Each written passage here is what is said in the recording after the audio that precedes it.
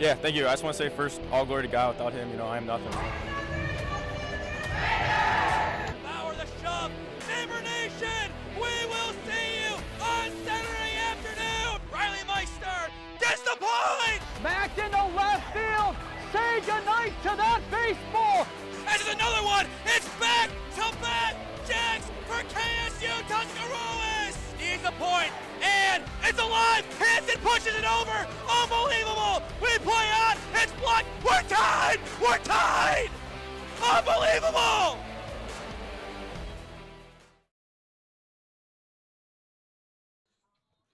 Live from the Rockhill Soccer Complex in Alliance, this is OHSAA Boys Soccer on SmeeSports in partnership with Spectrum Channel 1022 Alliance. Cooper, I think we add a little carrot and add some verbiage to this. This is OHSAA playoff boys soccer. I'm excited. That is absolutely what I was going to say. Like when you said OHSAA boys soccer, I was going to say it's not just boys soccer, it's playoff soccer. And you can feel it. It's a little chilly, but the fans are pouring in through the gates right now. They're lining the sidelines in their folding chairs. I think we're in for a good game. I think we should be. Once again, he is Cooper Fontaine, and I am Nathan Smee on the call for you this evening, live on the SmeeSports YouTube channel.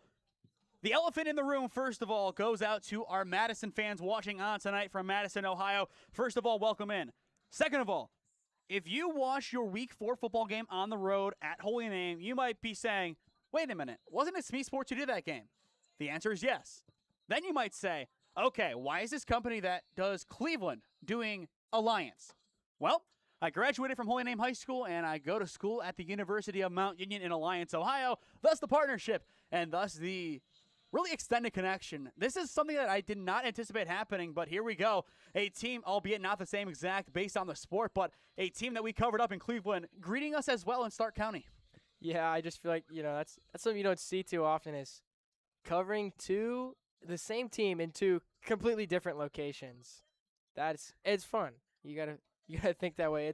It's fun seeing the same faces, different places. It's the double life Groom meme. Right.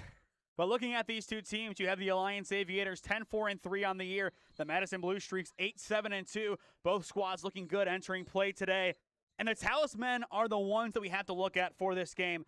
D'Angelo Fisk, he was tremendous this season. Nearly 30 goal contributions on the year. And as for Madison, they also have a very good player in number 22, Josh Pecker, the senior. 15 goals, 5 assists. He had a tremendous regular season, albeit in a banged-up campaign for the Blue Streaks. Yeah, just two absolutely phenomenal players, like you mentioned. D'Angelo Fisk, nearly 30 goal contributions. I think by the end of the playoffs, he could get it up there. I mean, we're looking at two absolutely fantastic squads. Madison, they won their conference in very convincing fashion, not losing a single game. And the Aviators in, albeit a bit of a tougher conference, playing against Marlington, who are looking incredible this year, but they were still 2-2-1. And speaking of Marlington, they did take one of their better players for this season in Parker Woods. But Cooper, Parker Woods inactive tonight due to suspension. Yeah, against Streetsboro, Parker Woods received a red card, which makes him ineligible to play today. I know the Aviators are a little salty about that one, especially this being a playoff game and all. But I think the Aviator squad is deep enough to recover from that. And breaking down that last game, an excellent 4-3 victory over the very talented Streetsboro Rockets. Jacob Schutte, speaking of Rockets, he launched one in from 30 yards out and won the day on the road. Yeah, absolutely. I couldn't be there myself, but a 30-yard banger. It was the last 30 seconds of the game. He just has that clutch gene. Huge contribution from him and the Alliance squad to put them actually in double-digit wins. All right, Cooper, we have 30 seconds until the announcements. What is one key to victory for both teams tonight? I think for the Aviators, it is to be able to lean on Cole Pasco on defense. He's first team, All-Stark County. He's one of the best goalies that we see a lot on the SmeeSports channel. It's him and Brock Swisher. I think rely on him on defense, and Madison just attack and try to get past him on defense. And those are two important things. The man doing the defending, and then the reason why he has to defend. The winner of this game takes on either Garrett Morgan or the more likely outcome, the number 8 seed Padua Franciscan, the North Coast Conference champions this year. A very interesting matchup lined up for next Thursday, and that'll be a great way to lead us into the backyard brawl. Even if Alliance isn't in that game, This has been a great season. A lot of legends potentially playing their final game today, and assuming Padua does win that other matchup, regardless of this outcome, this will be their final ever game at the Rockhill Soccer Complex. A lot of emotions, a lot on the line tonight for the Alliance Aviators, and same with the Madison Blue Streaks. A senior-led class, but albeit a lot of good underclassmen. But you look at a guy like Pecker trying to play for his career. He has had a great legacy here at Madison High School, and he wants to do it one more time, at least this season, potentially forcing his squad into a district semifinal on the road at Padua Franciscan High School next Thursday.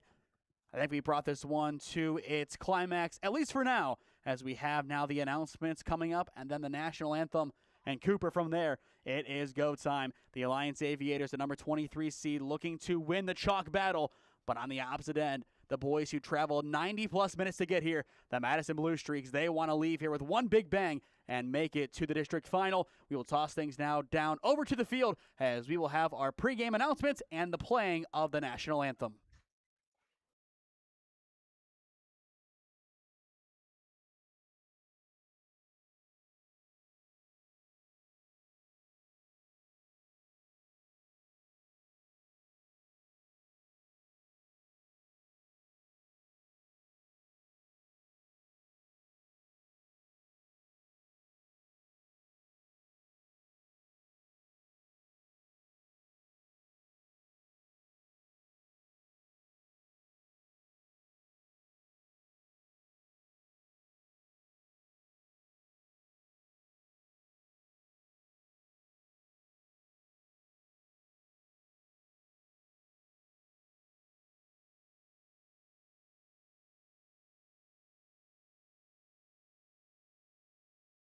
The Commissioner, the Board of Directors, and the Northeast District Athletic Board of the Ohio High School Athletic Association extends to each of you a cordial welcome to this Division III soccer tournament game between Madison High School and Alliance High School. The officials assigned to this game have met all requirements set forth by the Ohio High School Athletic Association and have been selected for their important role through a system approved by the Board of Directors that includes the involvement of coaches and athletic administrators at participating schools. The officials for this game are Steve Norris, Mark Edott, and Brennan Ivan. The student athletes, coaches, and officials are guests of the Ohio High School Athletic Association, and you are requested to treat them with respect in keeping with the ideals of good sportsmanship. In spirit of sportsmanship, we ask that all fans act in a responsible and courteous manner. Abusive language or disorderly conduct is unacceptable and unwelcome. Let's afford the participants and your fellow fans the respect they deserve. Your cooperation is appreciated. Now for the introduction of tonight's players and coaches. For the visiting team for Madison High School. Number 4, Anthony Reyes. Number 5, Grayson Drennick. Number 32, Lucas Gutton. Number 36, Jackson Byers. Number 39, Jaden Jessley. Number 19, Paul Cook. Number 21, Aiden Davis. Number 38, Andrew Jessling. Number 20, Austin Kenline. Number 6, Caden Martin. Number 8, Air Patel. Number 7, Max Swinarski. And now your starters. Number 11, Brendan Kavalich.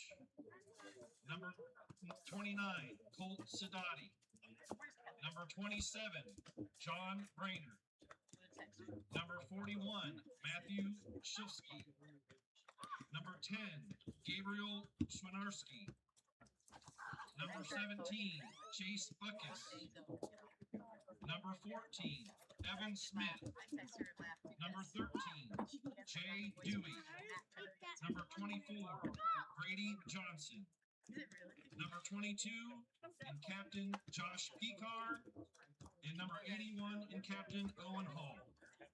The coaches for Madison are Steve Swinarski with assistant coaches Jeff Hall, Paul Cook, and Justin Lewis.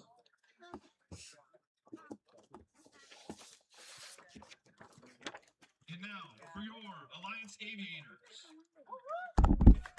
First, the reserves. Number 1, Jackson Masters. Number 2, and captain, Jace Jones. Number 9, Dominic Falconer. Number 14, Sander Kern. Number 17, Nicholas Vigilante. Number 21, Mason Kager. Number 28, Carson Smith.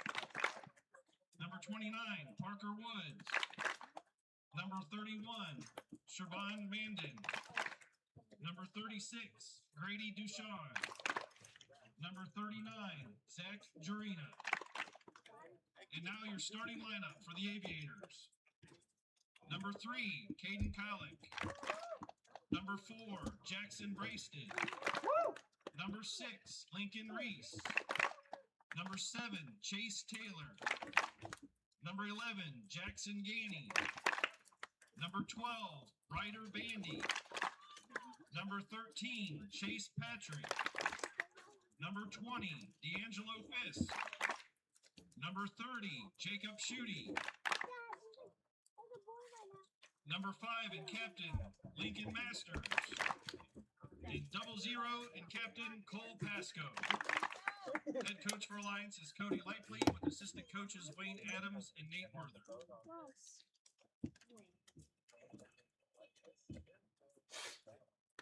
We live in a great country with freedoms like no other. To honor America and in respect for all who have served this great country, to defend these freedoms, you're invited to stand and sing our national anthem.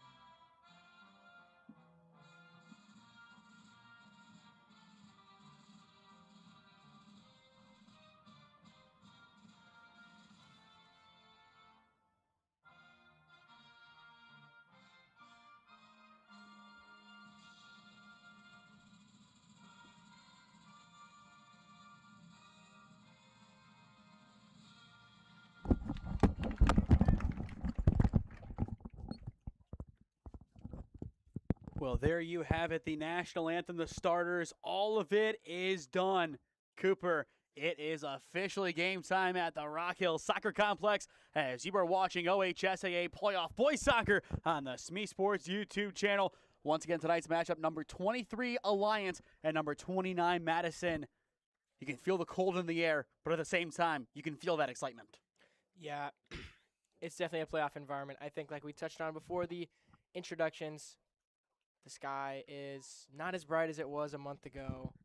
The temperature, it's down about 20 degrees. It's definitely that playoff aura that you get in this time of the month. To quote National Lampoon's Christmas Vacation, I am freezing my baguettes off. Yeah, it's pretty cold. I mean, we're in the shed right now, but it's around 50 degrees right now. Let's get a confirmation check on that, but I believe it is really no warmer than 52 degrees tonight. Maybe it is. Okay, 55 degrees right now. By the end of the match, it will get into the high 40s, low 50s. Yeah, my watch says 55, but I think the real feel might be a little lower than that as the wind has been blowing and, you know, it's just a little chilly out. But besides all of that, I feel warm inside knowing that just in a few seconds we're kicking off to some playoff soccer. It might be wholesome in here, but not on the pitch. Two guys that don't really play each other all that often, but they are out for blood tonight. They are out for vengeance, and they are out for a sectional championship and a berth into the district tournament. We are off to the races here at the Rockhill Soccer Complex. Alliance, the home team tonight, in their new alternate home jerseys, the Blacks, as for Madison in their road white jerseys with the blue shorts. And I think, as we mention every time, those alternate black jerseys, they look so good, but they are hard. It's hard to read the numbers from in the press box, or rather in the shed as we are today. Luckily, I go to Alliance and I know most of these kids, so makes it a little easier to identify who's who. I would hope it would make it easier for you as we have a throw in here, Lincoln Reese to chuck it. But Alliance tonight, they want this big victory. Last year, one and done in the playoffs. They did host, but against the Marlington Dukes, that was always going to be a tough game. They haven't beaten them in now over 4,000 days, and that was proven to be the case again last October. But to win here and to get into the district tournament, that would do wonders for this team, a program that has built so well over the past couple of years, but is looking for that big statement playoff win tonight. Yeah, absolutely. You look at what Coach Lipley has done for this program. He's even drawn players in, like Parker Woods from Marlington. It's an incredible program that he's been building over time, and this could be the first huge playoff win for him to really get things going. And it'll be a throw-in again on the far side for the Aviators down the line as they look to huck this one inside the 18-yard box. A good, strong throw headed away by the Blue Streaks, but still a clear danger. Poke to the center of the pitch, and there is Jackson Ganny cutting back to his right. A good move here for the Alliance Aviators, now out to the wing. And they will try and bring this one in. Good turn down to the 18-yard box. An early chance for the Alliance Aviators. The cross not going to come in. The good defense sends it out of play for a goal kick for the Madison Blue Streaks. And that'll give Owen Hall his first touch of the game. A very good campaign for him as a senior here. Hall, 1,360 minutes, 30 goals against, but 143 saves, a 90% save rate, and beyond that, he is averaging over 8 saves per match. Yeah, very impressive numbers, and like you said, also a senior. We talked about it a little bit beforehand, but with the playoffs coming around and seniors coming and going, we're going to see a lot of legacy games coming from the upperclassmen. And that one will get hit out of play down the line, and we will have our first corner kick of the evening. Around 2.5 minutes in, and the Alliance Aviators will set this one up by the corner flag. An opportunity for an early strike. That is their bread and butter, getting on the board early and then parking the bus defensively. Here's the corner taken inside the 18-yard box, now rolling to the far side, and Madison is easily able to scoop this one up and play it out of bounds. It was a good ball played in by, I believe, Jackson Brasted, but it just got past everyone and slowly rolled out. And they are wasting no time getting that ball in play.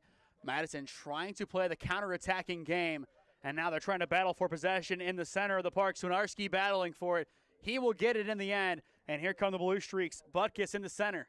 The sophomore, a very good campaign, 5 goals, 2 assists.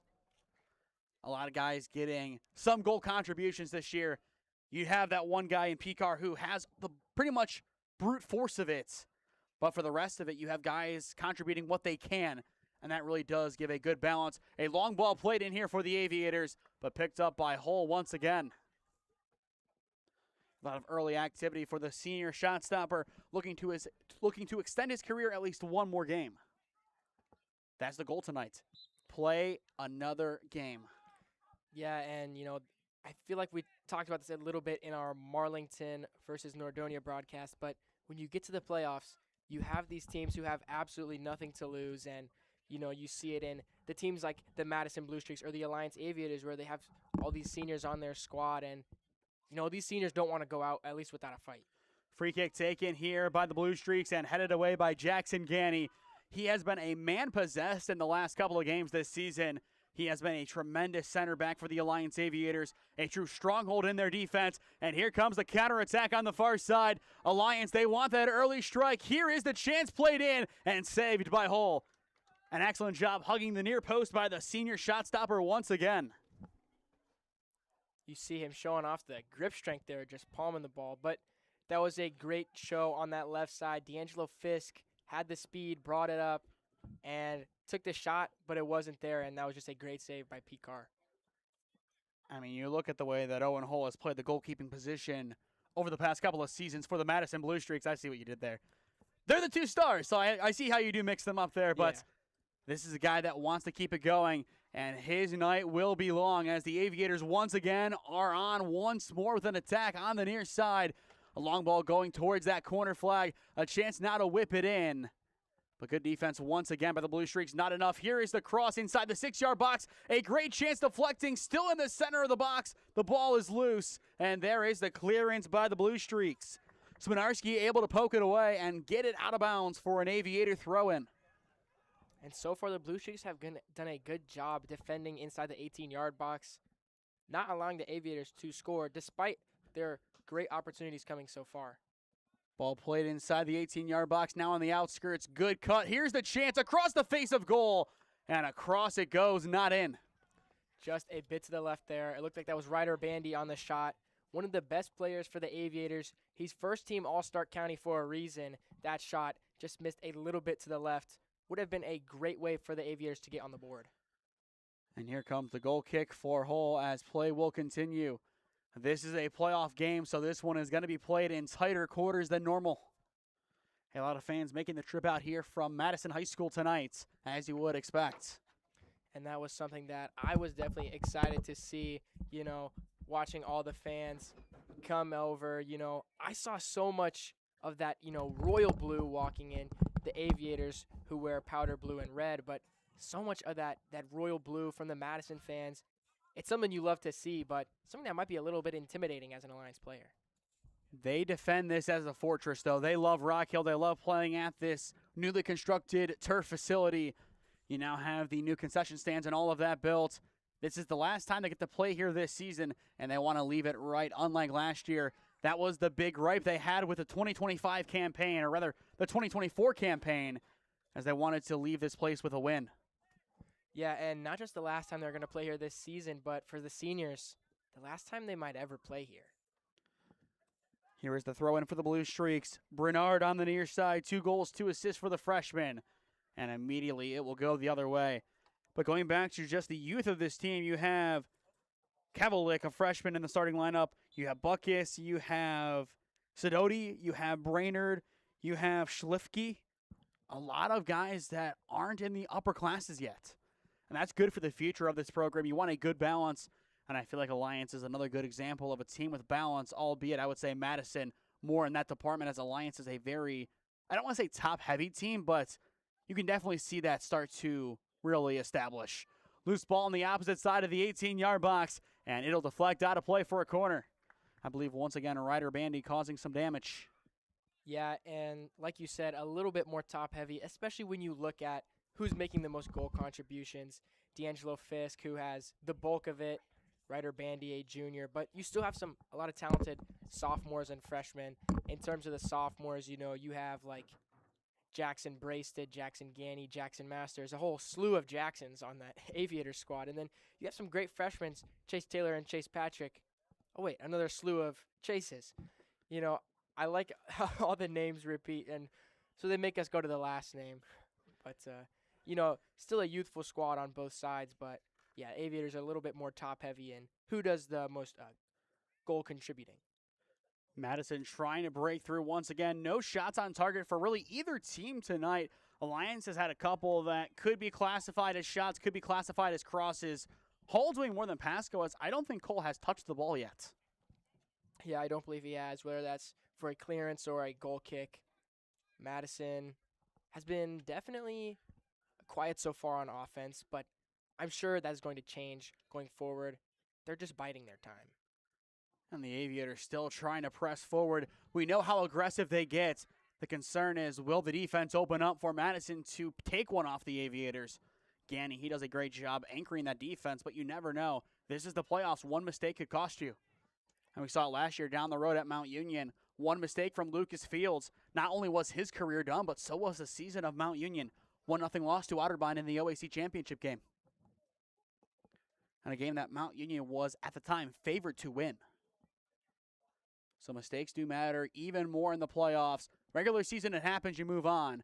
And with Parker Woods inactive tonight, that is a mistake made in the regular season that could bleed over into the playoffs. Here's a chance for the Aviators, but a Blue Streak takes the brute force of it off the face. And the clock will clearly stop.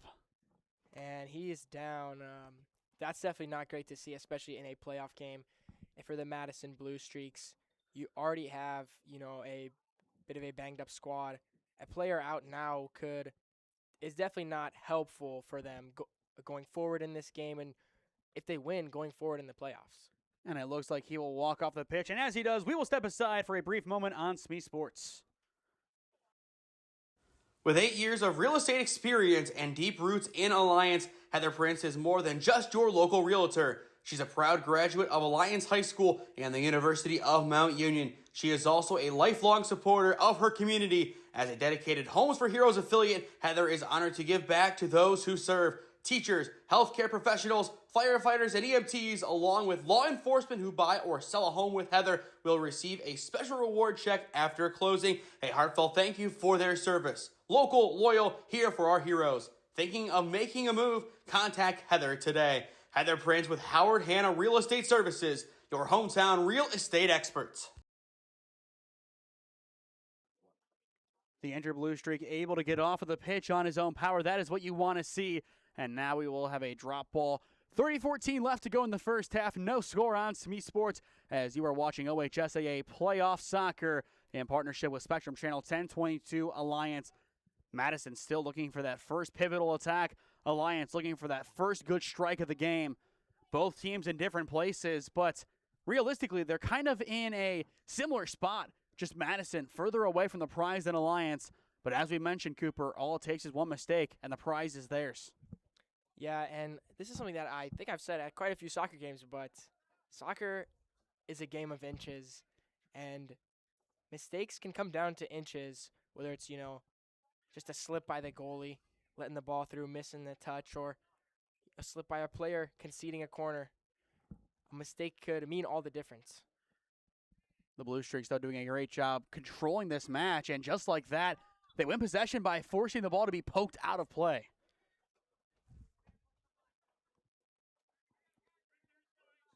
And I really do feel like they have impressed tonight. They're doing a good job getting the ball into a somewhat dangerous area, as Smith tried to do there. But they're crafty with it. They're not doing things really crazily. They're calculated, they're calm, and they're not really pressuring themselves, really, as the away team making a 90-plus minute drive out here on a school night. Yeah, absolutely. It's been very controlled for them. They've been able to do what they've needed to do, and it's very impressive coming into, like you said, well over an hour drive up to a pretty fan-filled soccer complex here at the Rockhill Soccer Complex, and I think they've done a great job so far. Nice ball roll on the far side for the Blue Streaks, and that could spark this attack. Ball played up. Picar on the far side, one of his first runs of the day, and a good ball up the wing. A chance. It is onside for Madison to attack here. And on the far side, that is Buckish trying to cut back, and he will have a throw-in one for the Blue Streaks. And who else but Jackson Ganny playing the defense, just able to force the ball out of bounds, make it a throw-in, and not making anything easier than it has to be. Just able to slow the offense down, and just a great play by Jackson Ganny. Very nearly a loose ball inside the 18-yard box. One back by Swinarski, a strong challenge, but an even stronger one by Jackson Ganny, winning the day for the Aviators, and there is the strong clearance. Madison now retreating to try and clear this one. Sidoti pokes it out to the wing. It's Brady Johnson, the senior. And Johnson looks to control out on the flank. Loose ball goes back to the Aviators. Here's the poke, but across the face of goal and out of play for a goal kick it goes. A great cross, a great poke, but again, just a little bit to the left of the goal there. I couldn't tell quite who that was, as we're stuck in the shed, and we're kind of stuck at a unfortunate angle, but a great opportunity there for the Aviators. Again, just falls a little short, but the corner, or actually a goal kick, pardon me, will end it for the Blue Streaks. But Madison, one of their more creative opportunities, very nearly turned into a glorious moment for the Alliance Aviator offense. I think that's something that the Aviators are just able to do very well, is turnover fast. Out of a sticky situation on defense, they're just able to break out of it so fast and get into a much better situation on offense. And there's always a chance, just looking at these offenses and defenses, one goal is enough to win it. Yeah, these are two very similar teams, similar records. The win column within 2, as the Aviators are 10-4-3, and the Blue Streaks are 8-7-2. Similar teams. I wouldn't be shocked if this one ended 1-0 or 2-1. Alliance does have the stronger offense of the two, averaging 4.2 goals per game. As for Madison, 2.3, but each team averaging less than 2 goals allowed per game. Alliance 1.24, Madison 1.82. So right in that sweet spot of around 1 or 2 goals allowed per game while scoring more than that. And here's a chance on the far side once again for the Blue Streaks if they can keep it in play, and they will. They just need numbers to get inside that 18-yard box. Good cut on the far side. Evan Smith awaiting it inside the penalty area.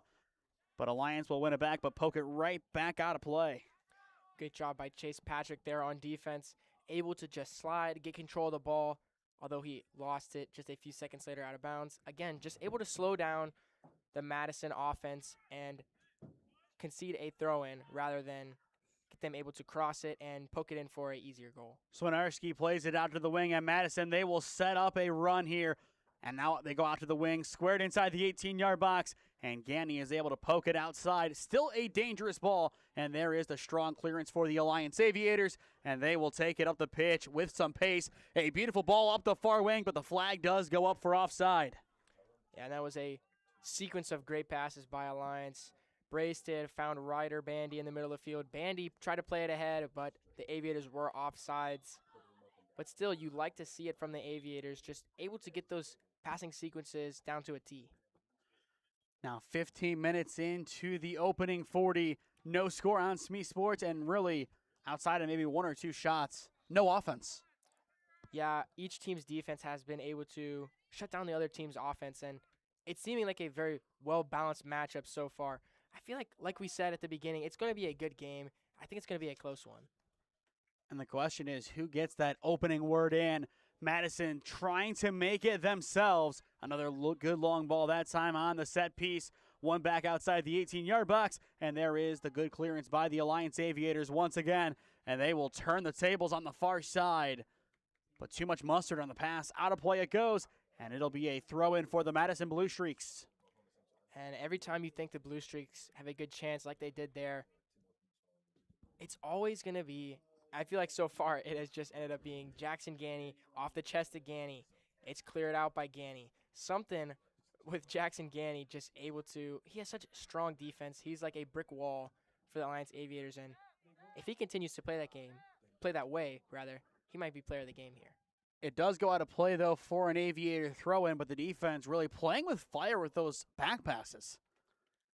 Interesting moves by the Alliance Aviators, able to keep possession for enough time, but one bad pass there, and all of a sudden, Pasco has to make a one-on-one save. He can. You just don't want to have to force him to do it that early.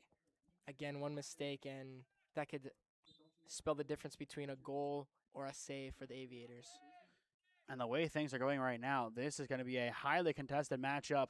A few goals in it, but I don't know if there's anything crazy. A good, strong challenge by Kalaki out all ball, but they will call it a foul, and it'll be a free kick for the Madison Blue Streaks. I think too much on that follow-through to begin. I mean, good, strong box out, but he led too much with that shoulder, and on the back end of it, too much power in the end. Yeah, Kalik, he's a big dog. His brother was a machine in the wrestling room. I mean, good ball played inside the 6-yard box, but right to Cole Pasco. And that is a routine F8. Yeah, and that's the first time we've called Cole Pasco's name tonight. He's a great goalie, second best in the EBC, only to Brock Swisher. 2 fantastic kids.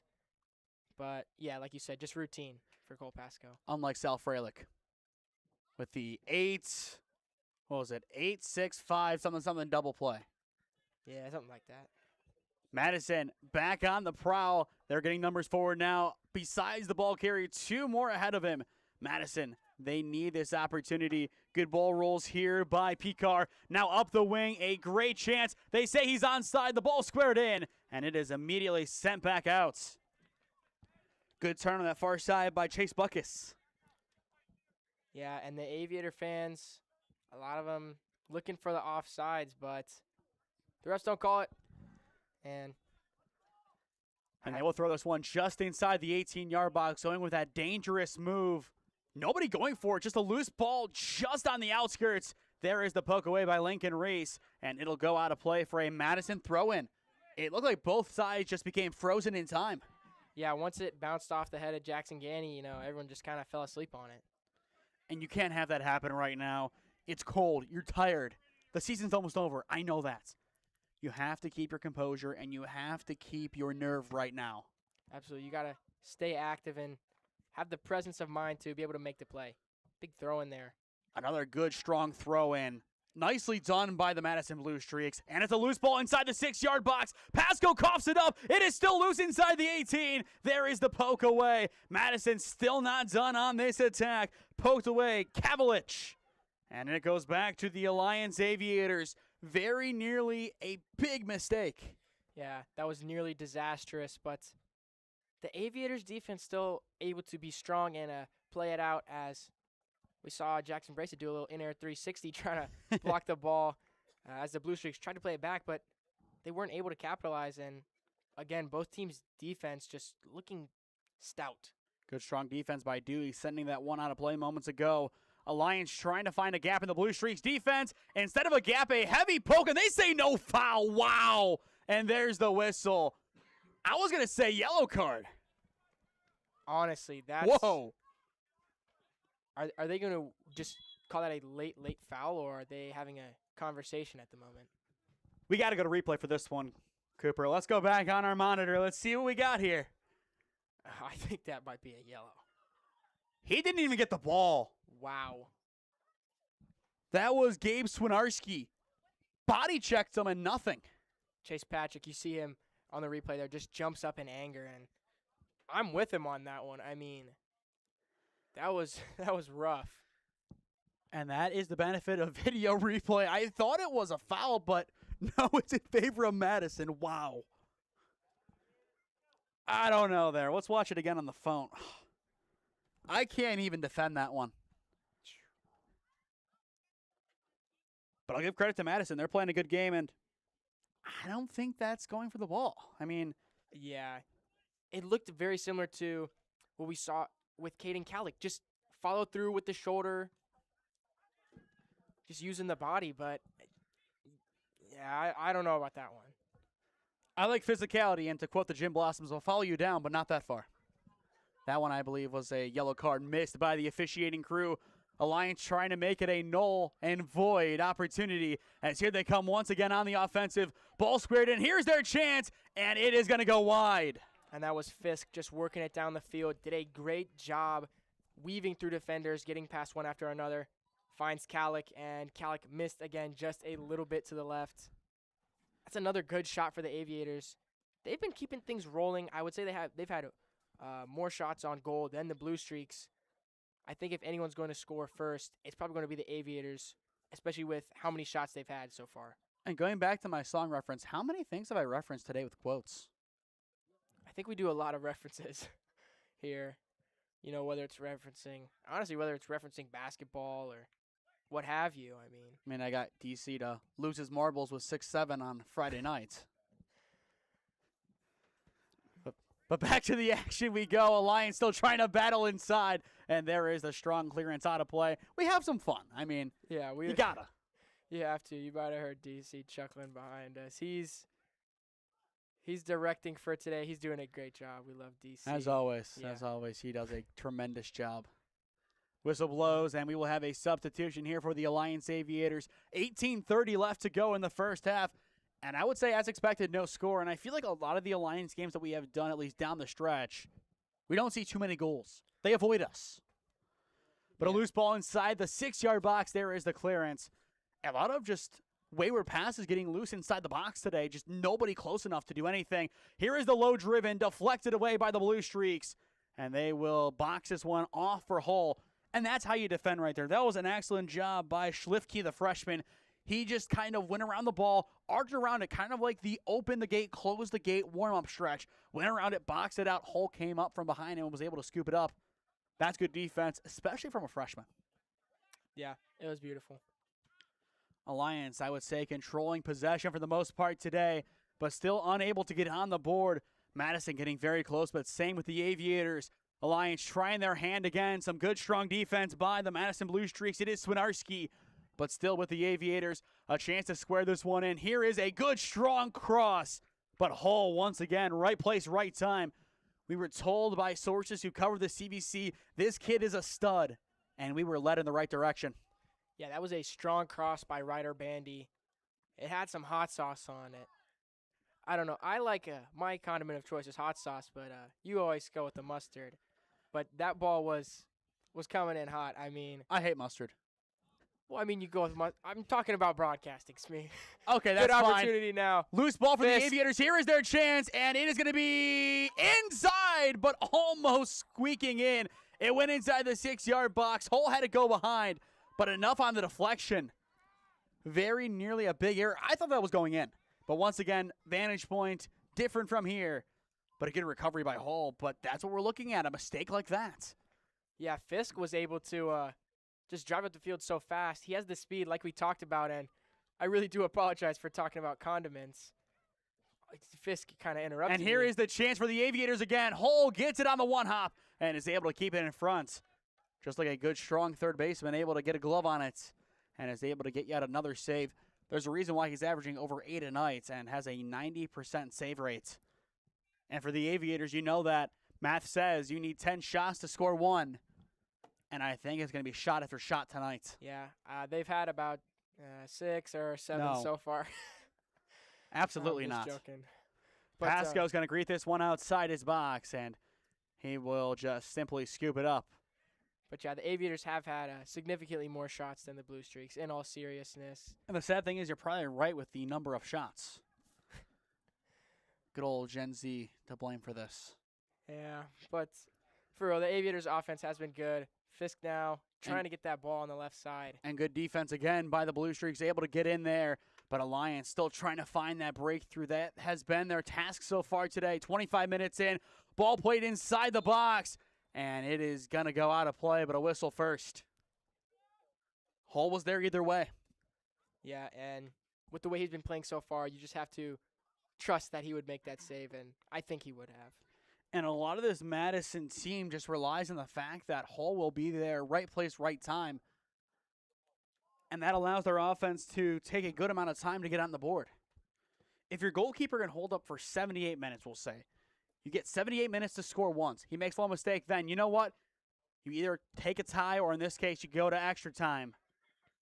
But we'll see a good challenge on the far side, but they will blow the whistle. And it'll be Aviator ball. But Alliance, a lot of good, strong challenges tonight, as you would expect from this team.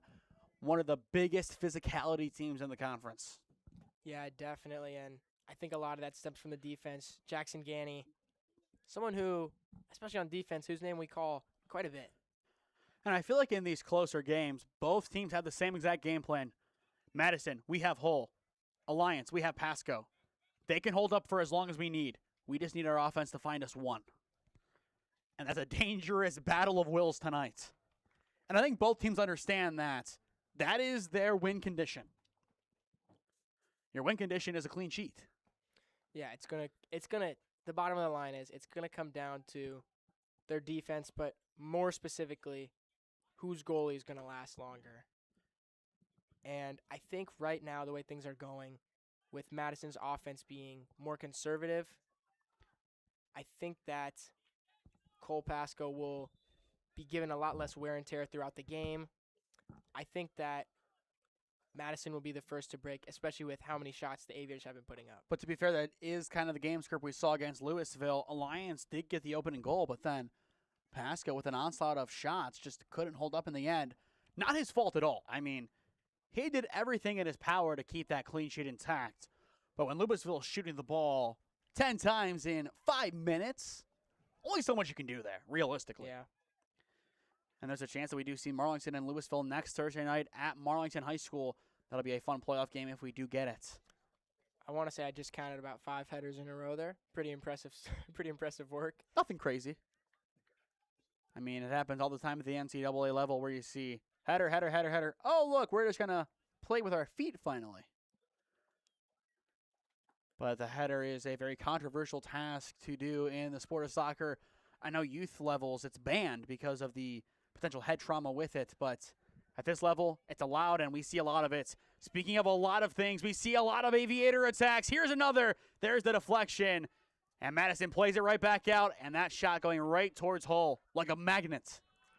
The first shot coming from Chase Patrick, it was a good shot, but just bounces off a defender. The second one, Ryder Bandy, it looked a little slow, at least in velocity from the shots that he normally takes, but I think at that time, you're just trying to get the ball, get a shot on goal, and make the most of the opportunity at hand. Pasco scoops that one up. Routine for him. I don't think he's done anything crazy so far. And I don't think that he is going to have to until the going gets tough for the Madison offense. When they're throwing the kitchen sink and then some at Cole Pasco, then that is when he is going to have to make that trademark big save. We saw him in warm-ups. He looked great. I mean, a lot of good taps over the bar, a lot of good spacing moves, just knowing where he has to defend. I think he's locked in for tonight. But the cold, the temperature, the ambiance of the game, it's a great equalizer, and it's a great way to get in a goalkeeper's head. And really all of the outfielders, too. You got to find a way to stay warm, and we see Cole Pasco being more active outside his box than usual. He's just taking some jogs, being potentially a part of the attack if needed. But I think more of it is just to simply stay warm. Yeah, and Pasco, you talk about his able to make those incredible saves. I think a lot of that stems from both his athleticism and his height. He's very tall. I'd say he's about 6'3", maybe. And he's also athletic. We see that on the basketball court, but that just gives him a full extension reach across the goal. You can't be too tall or else you lose mobility, and you can't be too short or else you lose that reach. And I think Pasco is just such a great mix, especially at the high school level, that it makes it optimal for him to make these impressive saves like we talk about so much. Half an hour in, 10 minutes to go in this first half, and there is Pasco once again. And I think you hit the nail on the head. He's tall, but not too tall. And that helps him. He's in that Goldilocks range, I think. And it also does help that his grandfather is the legendary Larry Karras, who is in attendance tonight. There's always a connection to Mount Union in this city. There's always a connection. Yeah. You just have to find it. A reference, one might say. And a loose ball on the wing for the Aviators. A chance for them to strike once again as we are officially a half hour into this one. It's a cold night here at Rockhill, but things are starting to heat up. And I think every passing minute now, Cooper, before the end of this first half, each offense is going to get a little bit more aggressive and a little bit more hungry for their opener. Yeah, definitely. You know, a goal going into the half is always a great feeling, especially in the cold. It makes you think that you've made that good accomplishment. You get to go into the locker room, warm up, and your coach can give you those words of encouragement, tell you what needs to change or what needs to stay the same in the second half. Do you want a wild stat here, Cooper? I'd love one. The last points that we have seen on SmeeSports came in our last broadcast, 22 seconds left to go in the first quarter. So 36 minutes of football, plus now 30 minutes of soccer with nothing. 66 minutes combined of nothingness. And one of those sports is a sport that you expect points. Absolutely wild. The offense, it has left on a vacation to somewhere warmer than this. Cancun, probably, with the Yankees. That's where they belong. Just ask what David Ortiz has to say about the Yankees. And Vlad Guerrero Jr. as well. And now with 9 minutes left to go, some interesting decisions on the far wing. It is going to be a throw-in for the Aviators. I think Madison, they wanted the decision to go in their favor. But that just slows things down even more. And I feel like the slower this game script gets, the more and more likely that we will see potentially an extra period. If these teams slow things down, especially in the cold, everything is going to become extra slow. And I wouldn't be surprised to see that happen if teams just are content with winning the possession battle in the second half and getting a couple of shots. I think realistically, though, right now, all it takes is one. One shot going right, and the game's done. Yeah. Ooh, push there. Aviator goes down. Looks like it'll be a far-out free kick for the Aviators. Good opportunity for them to get something on the board, as it is still 0-0. And they have been good from set pieces this season. They want to do it again here. Here comes the chance. Ball played inside the box. Poked away by Hall. And I think the goalkeeper used his feet opposed to his hands. I don't hate it, though. He does have the foot skills to pull off a play like that. But Alliance now back to the drawing board. Yeah, and you can't hate it, especially when you look at the results. The ball was out of there. Lickety split. I mean, it didn't even have time to sit around inside the 18-yard box. And I do have a question for you right now, Cooper. Is this physicality from the playoffs, or is this chippiness from the playoffs? That is a good question. I think as the season comes to a close, you play more conference games, you see the rivalries, you see a little bit more of both physicality and chippiness. But I think right now, this is mostly coming from the playoffs. And I would have to agree, as this has been a very fun game to watch, albeit with no scoring yet. 7 minutes left to play in the opening 40. And as we've said all night, the competition just continues to heat up. Good box out by Dewey as he will see that one to the wing. The Blue Streaks trying to build a counter, but instead it's a throw-in for the Aviators, and they waste no time getting it right back in play. A chance on the edge of the 18-yard box, cleared away again. Alliance bringing up their defense for a potential strike. Now to the center of the park, it's Bandy cutting back, looking for some help. A lot of Aviators in the vicinity. He takes it himself, and yet again, it is Hull coming up with a stop. And I can't say I hate that shot from Ryder Bandy. It looked like he was the only one in the middle of the field. He's one of the biggest goal scorers and goal contributors on the team. I think taking that shot was a good idea from him. If he can just curl it a little more or put it a little higher, that might be a goal for the Aviators. And it looks like Hull is slow to get up after that save. And I think that one may have just knocked the wind out of him. I'm sure the cold weather does not help with that. Not at all. But looking ahead to our next broadcast, it is going to be on Friday night on the east side over at the JTO Jerome T. Osborne Stadium. Holy Name at Lake Catholic Football. Tune in at 6:15 p.m. for the SmeeSports pregame show. Then again at 7 p.m. as it'll be myself and Bryce Fisher on the call for that one. DC, he will be braving the elements on the sideline, and I'm sure he is looking forward to that one.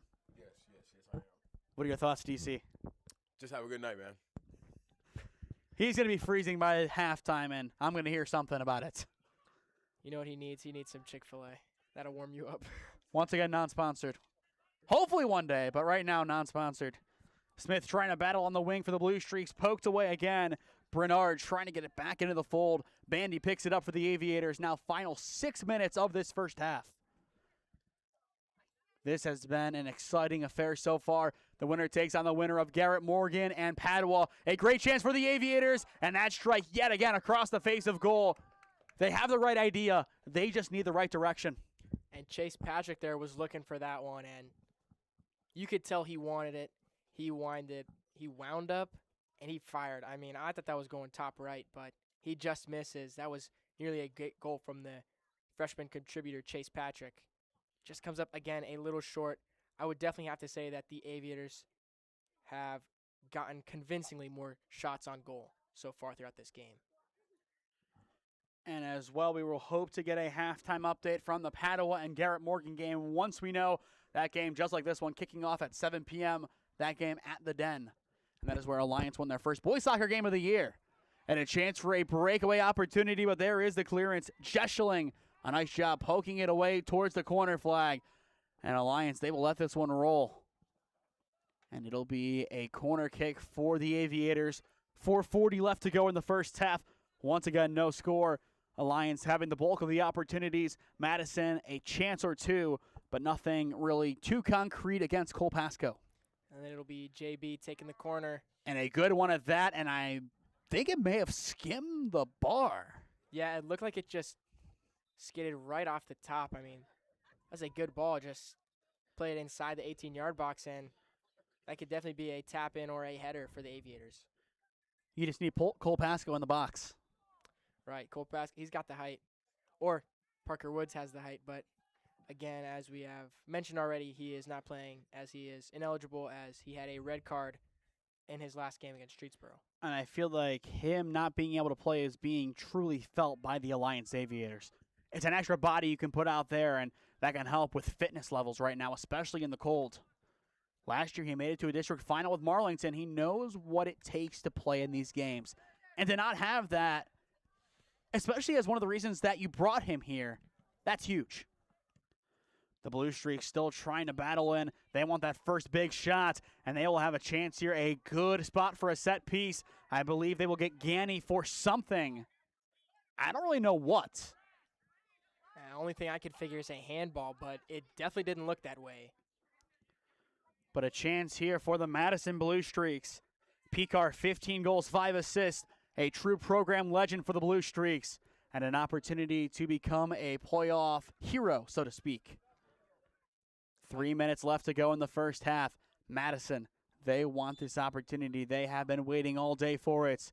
Picar, he will take it himself, plays it in front of Pasco, and it almost gives him an uppercut, but Cole is able to pick it up in time. Yep, Pasco able to read it off the bounce, use his body to contain the ball. Another great play by Cole Pasco, just able to do the easy things first, and that's what it comes down to right now is doing the easy things right and not making any dastardly mistakes. Final 2.5 minutes of the first half, and once again, Alliance trying to play on the far wing, battling in. Kowalczyk close, and Alliance dribbling through, and Aviator does go down inside the 18-yard box, and they will let this one go out of play for a goal kick. But right now, Cooper, it's looking like halftime's going to be 0-0. Was this a good first half? I think for both teams, there are things that you have to say we did well, and there are things that you have to say we could do better. For the Aviators, I think their execution could be worked on a little bit. They've had more plentiful shots on goal, a lot of great opportunities so far, but just coming up short in each. And I think for the Blue Streaks, looking forward, you have to try to attack a little more on offense. What we've seen from them on offense has all been good. They've just not had quite as many opportunities as the Aviators have had. And they will have a corner on the far side. Madison taking their time here, as they really should. They want to have the potential, quote-unquote, final shots of this first half. Final really big opportunity. But Alliance, we know they're hustling. This could also, funnily enough, become Jacob's shooting range. Here's the corner, headed away, a strong header by Lincoln Reese, and this could put the counter on. It is Ryder Bandy, and Ryder is on his horse off to the races. Final minute of the first half, and a great chance for Ryder Bandy, cutting off to his left, to the center of the 18-yard box. Here's the chance, and it is in! Coast to coast goes Ryder Bandy, and Alliance strikes first at Rockhill! Wow, Ryder Bandy, you took the words out of my mouth. Coast to coast, how about that? It's just like we said earlier, the Aviators are able to go from being stuck in a situation on defense to being in the best situation on offense. We just said execution needs to be there. Ryder Bandy heard us. He said, I got this. Took it the whole length of the field and scores a great goal. I mean, wow. I was talking Jacob's shooting range. Madison, they were drilling the clock, but Alliance, they drilled home the opening goal. Wow. That's impressive from Ryder Bandy. Going coast to coast in the cold. And it's advantage Alliance most likely at the half. Madison, another opportunity brewing. They just want to make sure Alliance doesn't have another one of their own. And it looks like the Aviators will. Now 40 seconds left to go in the first half.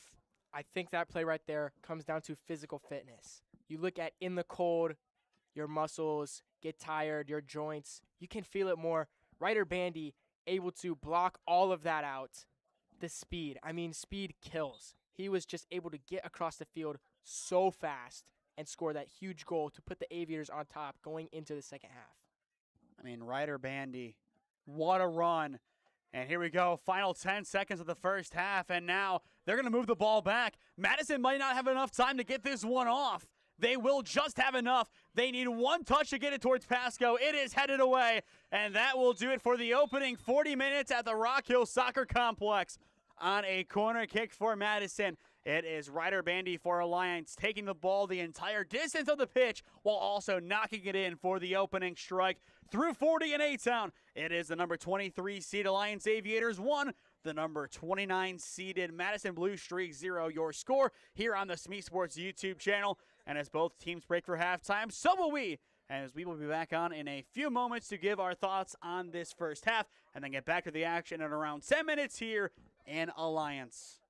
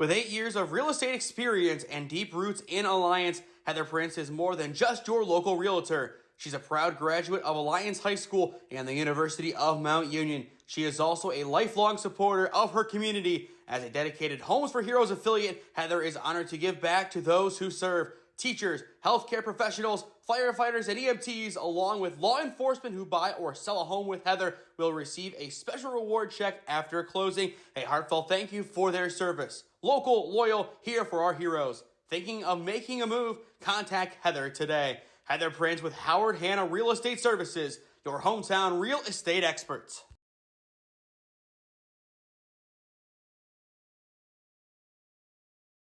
Back on. Well, welcome back to the Rockhill Soccer Complex. The second half about to get underway. A good one so far for Alliance. At least as of the final 56 seconds. Ryder Bandy, what a strike to make it 1-0. Yeah, you saw it. After a corner kick for the Blue Streaks, the Aviators clear it out.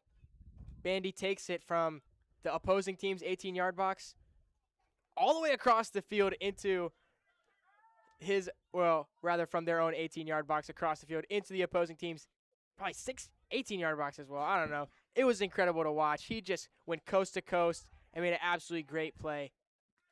And here's a chance on the near side, and that one will go out of play. We are working through some things on our camera, so we do apologize. Hopefully we'll have that all back up and running in a moment here. But for now, we do have this sideline camera giving us our quote-unquote overhead view. Ball played inside the 18-yard box once again, and it is scooped up by Hall. And he has been great tonight. Yeah, despite that one goal allowed, you look at that whole first half, and he was making save after save as the Aviators got significantly more shots on goal, I would say. He's making all the right plays. That goal from Ryder Bandy was just too much. I mean, he went all the way from one side of the field to the other and then scored a great goal. I mean, it was just an incredible play. You'll have to watch the replay later. I mean, it was just great. And Alliance, here they come on the attack. It's Calic trying to slip through, keeping it in play. Now trying to poke it inside the 18-yard box. Good, strong challenge by Picar. And that one will be forced out to the wing. Good poke by Jackson Masters. Playing it over to the other side of the field. He finds Reese. Reese plays it forward to Chase Taylor. Chase Taylor with a good lead pass. And here's a chance for the Alliance Aviators once again. Taylor squares it inside the 18-yard box. Nobody home. Rolls it back outside. And Alliance will have to try this one again. Madison's defense still trying to hold up. But the big thing for them is finding an attack. Yeah, they just have to get in that rhythm on offense. Kind of a similar rhythm to how the Aviators were functioning in the first half. Able to get consistently good shots. And ultimately, they were able to come away with one, closing the first half. It'll be a long free kick for the Aviators. And if they can get a second goal here, that would all but do it for them. And they need it here. Here is the ball played inside the 18-yard box, a strong header away. And Madison, they will try and regroup themselves.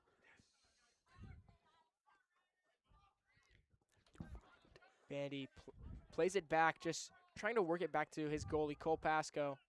Pasco, who is well off his line. Just enforcing that sweeper-keeper role, puts it ahead to Jackson Ganny. And now here comes another attack for the Alliance Aviators, a team that this season has worked pretty well from out of the back. That's what they like to do. They start deep in their own territory and work it out from the half, and then eventually they find that pivotal pass, and that is just how the offense works. And I know I talked about it a little bit in the first half where the Aviators were able to just make good passing sequences with great lead passes, but the one goal that they had was no passes at all as Ryder Bandy took it all by himself. I mean, I was just at a loss for words, and I still can't find the words to describe. It was just a great goal from him all around. And just the moment that he got on the end of the ball, I think a lot of people expected him to do something with it, but I don't know if that is what was expected. It's D'Angelo Fisk, ball rolling inside the 18-yard box, right to Ryder Bandy, and a heavy deflection puts it out of play for a corner. And great work by D'Angelo Fisk. We saw that from him earlier. He just has the foot skill and the speed, able to work around and weave through defenders. And that will still go in favor of the Aviators as it'll be a corner for them. It'll be JB, the main man, who normally takes the corners. Gives the signal, plays it short. And here come the Alliance Aviators. Here is their chance, whipping it to the top corner, but saved again by Hall. And that was a great shot by Jackson Masters. That action that they had, JB played it in short. It was a fake touch. It went straight to Masters. One touch, shot it, nearly had it. I mean, it was a great sequence there. But again, just coming up a little bit short for the Aviators. Another corner now for them. And this time it's going to be on the far side, a bunch outside of the 18-yard box. Everybody in motion. A beautiful ball played right in the middle. There is the header. Hull loses it. Still a loose ball inside the box. A chance for the Aviators to get their brace. Still loose just outside the 6-yard box. Played out back. And it will deflect in. There is the brace for the Alliance Aviators right on cue. And it's Ryder Bandy again, finding the camera in the corner, masking up. Look at that, Ryder Bandy with his second goal of the night. How about that? Just a great sequence of plays there. I mean, wow. All the way around, Alliance. They find a way to make something happen. And there's the deflection of dreams. And Ryder Bandy, just like the Aviators, on a brace. And Ryder Bandy went straight for that corner camera. I mean, you have to think, does this added aura give the Aviators the momentum going forward? A 2-goal brace in what has been a defensive matchup so far. Ryder Bandy has been an absolute stone-cold killer so far. 2 incredible goals, and he knows it. He's on a roll, and I think the Aviators having the momentum right now, the ball is in their court, to say the least.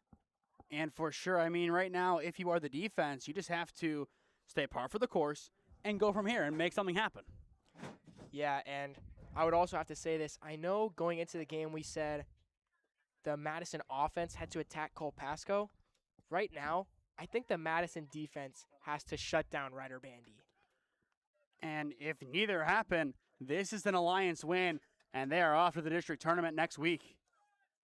And they will win it on the near side. This is a new Aviators team, clearly hungry after Ryder Bandy's opening goal. And they will just continue to work it up the near side, and that is just what they do. One moment they're not in the game, the next moment they're up by 2, and all of a sudden Ryder Bandy takes over, now 14 goals on the year. Yeah, and he's just showing off the reason why he's first-team All-Star County. I mean, he's an incredible player, great skill, and I know it scares everyone else in the EBC, but he's only a junior. Another year left to play. I think he will definitely be the beating heart of this Aviator offense going forward.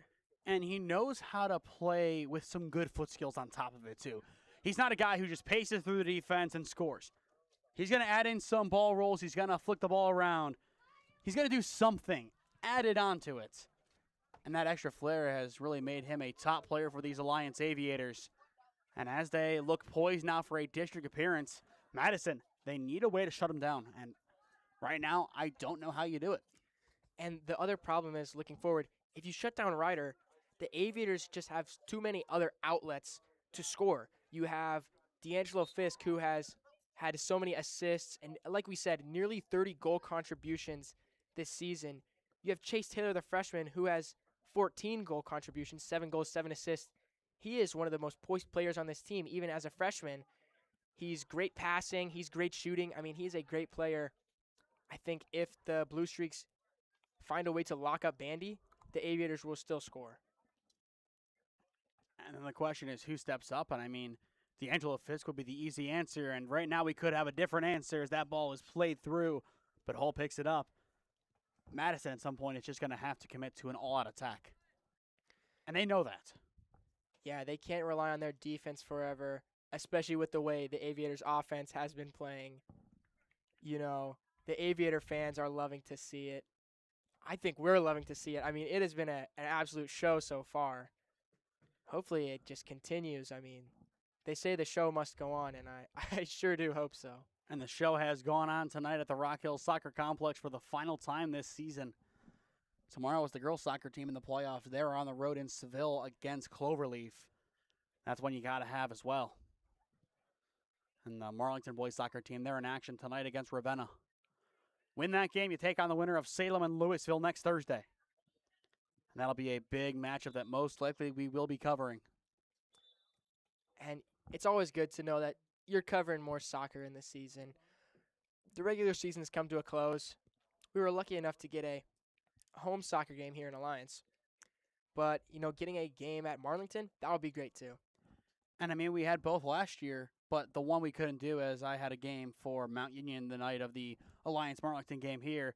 Now an injured blue streak or something on the far side. It looked like one of them was on the ground and now back up and moving. But 32:26 remaining in regulation.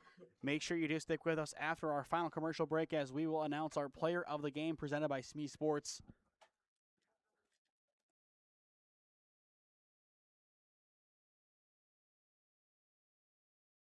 We have a broad scope maybe of who it could be. There's one or two guys that could easily be it right now. Yeah. But still plenty of time. This game could easily flip on its head, and we've seen that happen a number of times in this sport. Going back to last year, the Canton Central game. Yeah. And my question is, if Alliance can keep this up, how will they play on the road at a very hostile stadium like Padua Stadium? Yeah, and not just a hostile stadium, but an incredible team. Like we talked about, I believe it was at halftime. Padua, and pregame as well, but Padua's always good at soccer. They're always a great team, and that's no different this year. They're the number 8 seed, I believe, in the tournament, and playing the number 23 seed. It's definitely going to be a challenge for the Aviators, but seeing how they've been able to play today, it's definitely this game, I would say, has opened it up. And speaking of opening it up, it's another counterattack. It's Ryder Bandy on the near side. He could take it himself, wanting to go for that hat trick, trying to play it over towards D'Angelo Fisk. Whistle will blow, and there is a jersey tug on Ryder Bandy, and it'll be a foul on the Aviators, giving a free kick to Madison. Little questionable there. I mean, you hear the fans are upset, but who else but Ryder Bandy going on those long runs? I mean, his physical fitness is just on another level. With that ability to sprint up and down the pitch time after time after time. I mean, and speaking of time after time, here he is again. It's Ryder Bandy squaring it over towards D'Angelo Fisk. D'Lo taking a shot, immediately denied. A good block by Dewey, who has been a strong defenseman tonight for the Blue Streaks. Fisk up the wing, picking up Ryder Bandy. Bandy goes for the hat trick, but misses wide to the right. And the Aviators will keep this one in. Not quite. It'll go out of play, and it'll go for a goal kick. And that time, I couldn't quite tell if Ryder was going for the cross or for the shot. Either way, it just a little too much on it, and it goes out of bounds. If he was going for the cross, the only one over there was Jackson Brasted, who saw it out of bounds on that far sideline. And here comes Hull's strong goal kick. If this is it for his career with Madison, what a career it has been. And same goes for the rest of these seniors, and in a special way, P-Car. These guys have fought day in, day out for the Blue Streaks. This is not how they want to go out, but unless you're walking out of here with a state championship, most seniors leave their high school career with a loss. Here's a shot from Fisk. Hull, a good deflection, and he is able to keep that one close and get the save. And good shot there by Fisk, looking for the goal. Hull was there, but it did take a bounce. I'm led to believe that that's because of the cold. When it gets cold, it's a little harder to feel your fingers, a little harder to actually grip the ball, and still, he makes a short bounce and is able to secure it. And Madison, they want to waste no time here with a half an hour to go. Yeah, we're already 10 minutes down in the second half, and we've seen a great sequence of events for the Aviators, a few good opportunities, one of them going in favor of the Aviators, and who else but Ryder Bandy, the man of the hour at the moment. The man of the city of Alliance for the rest of the week, really. Until Friday nights, when that is senior night for the Alliance Aviators football team. And then I'll say this, but then it's J.R. Jackson's turn to shine. I mean, he's one of the players of all time for the Alliance Aviators. He is one of the players of all time. Good ball in once again by the Aviators, but there is the offside flag. Either way, it would have been saved by Hull. Wow. Yeah. Still a good-looking shot from, I believe it was Chase Taylor on that far side.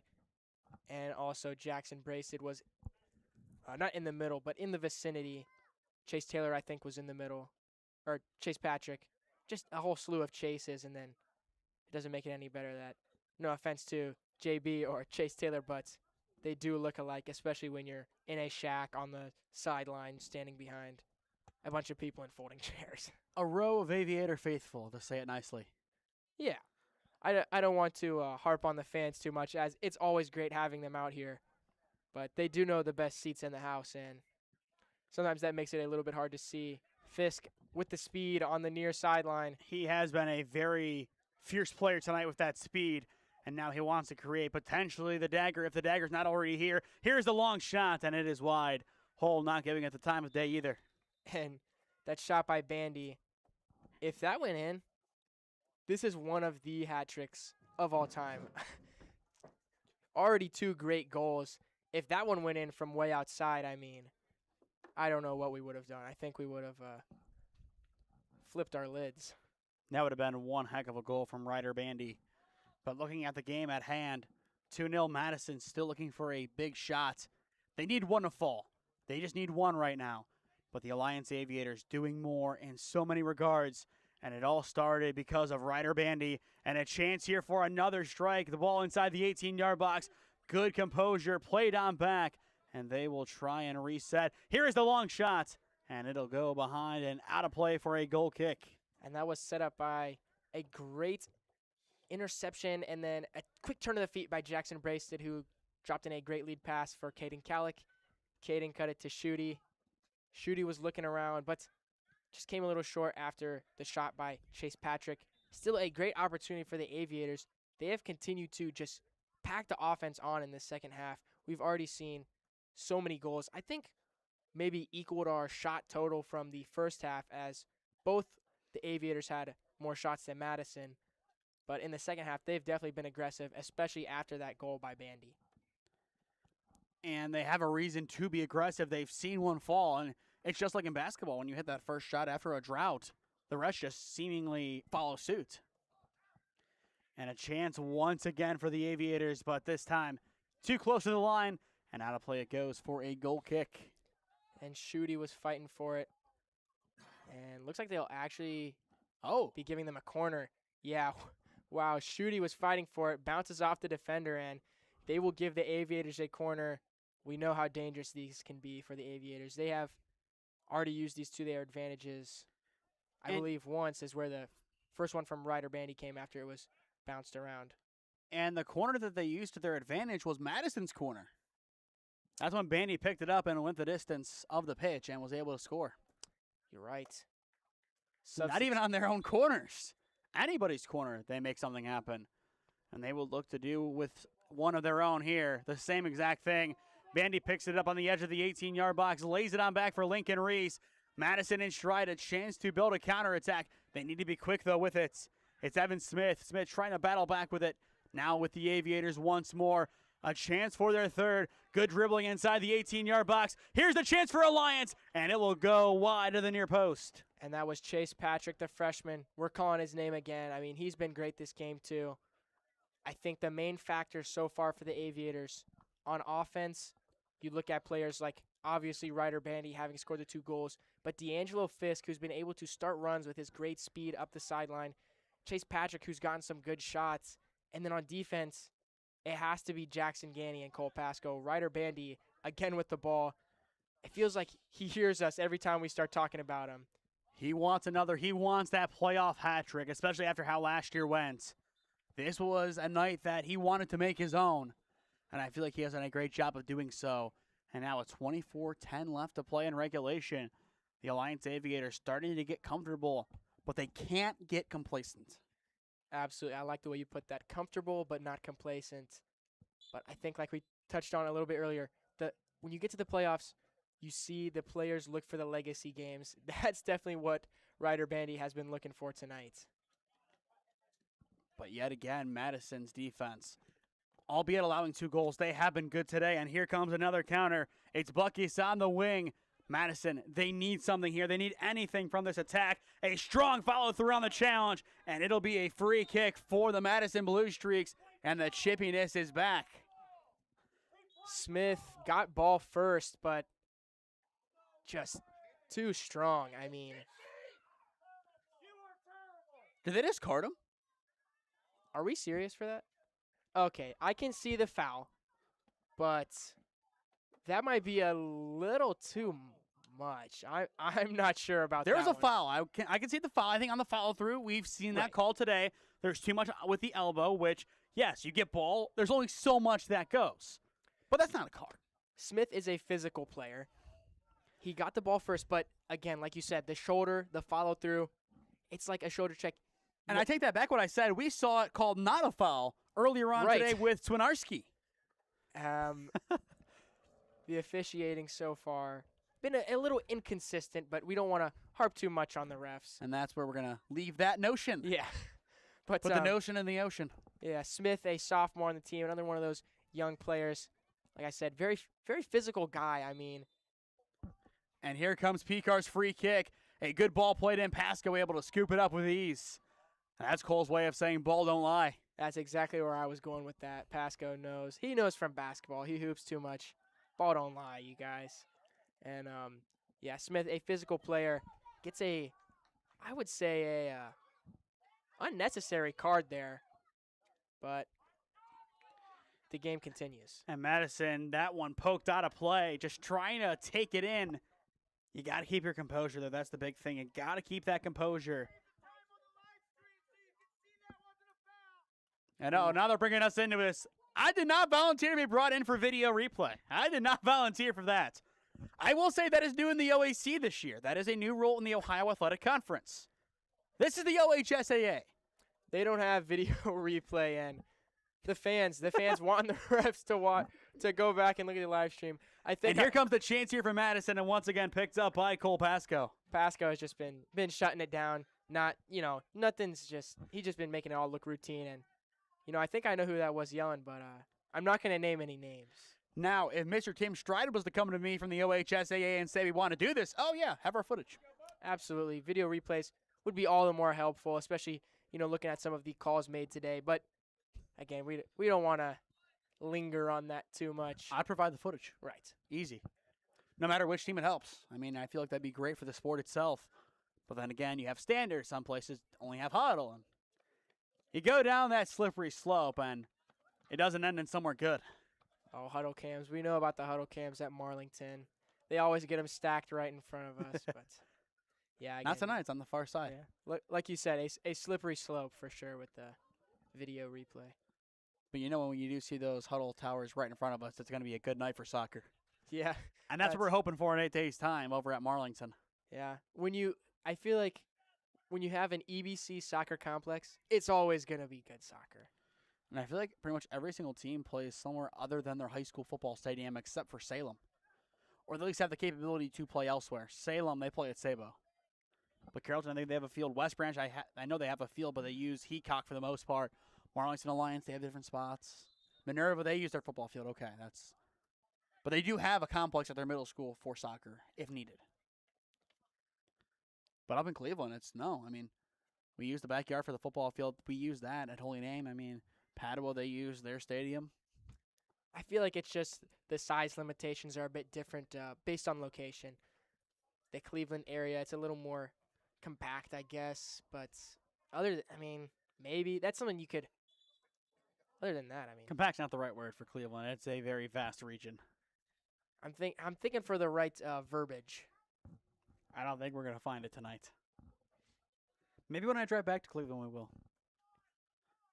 He's going to look up his get in the thesaurus in the dictionary. You need to as well. And here comes the free kick for the Blue Streaks. Still trying to find something here with 20 minutes left to play in regulation. But the Aviator defense just too strong. Jackson Ganny yet again at the heart of this defense. He has been a strong center back all this season, and even more so tonight. Yeah, that was a great deflection by him, able to get that ball going in favor of the Aviators again. He's definitely been the guy on defense so far. And all season. You have to have a guy like that in the center of your defense. If you do, all the more power to you. And we see it with the Mount Union women's soccer team all the time. Eleanor Bish, the junior from Riverside Painesville High School, she mans the defense, and she's the anchor. Eddie's a good player, Sean Blake, another good player, but you look at the true anchor of a defense, I feel like the way that Eleanor plays is very similar to the way that Jackson Ganny plays for the Alliance Aviators. And we will have some substitutions here for Madison. How do you get creative enough to find your opening goal? That's the question that they want to answer. Alliance, they want a third before Madison can even get a word in here. Another good, strong dribble on the far side, and he will go down inside the penalty area. Whistle blows, and he will point to the penalty spot. It is a PK now for the Alliance Aviators, and a chance to wrap it up. And I think you got to give this one to Ryder Bandy. Absolutely. I was going to say, who else but the band man, Ryder Bandy. I mean, this guy has just been on a roll today, scoring both goals for the Aviators. But this PK set up by Jacob Schutte, who started off the run with a great touch over a Madison defender and then drew the foul inside the 18-yard box. Great job by him. A chance for a hat trick and legendary status, Ryder Bandy. He wants it here. Ryder Bandy, an opportunity for Alliance Aviator greatness. The goal was to make it at least to the district tournament entering this season. And with this goal, 19:09 remaining in regulation, that would be all but confirmed. He's done it twice, going the length of the pitch and also being in the right place at the right time. But now a penalty, a tailor-made opportunity. Ryder Bandy for the Alliance Aviators. Why not?